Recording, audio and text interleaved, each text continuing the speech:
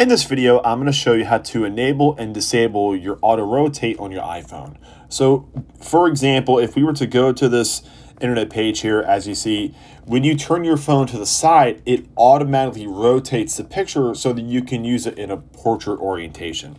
So to go ahead and turn that on or off, all you have to do here is go to your drop down menu at the top right hand corner here, and you're going to see a little lock here on the far left hand side. So go ahead and turn that on.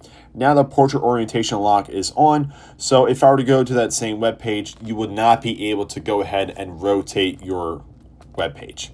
So you would just have to go ahead and drop that and then turn that back off. It is important to know that not every app supports auto rotate on your iPhone, so just keep that in mind if you're trying to use it for certain apps. But things like Google and Safari and YouTube will allow you to use the auto rotate feature on iPhone.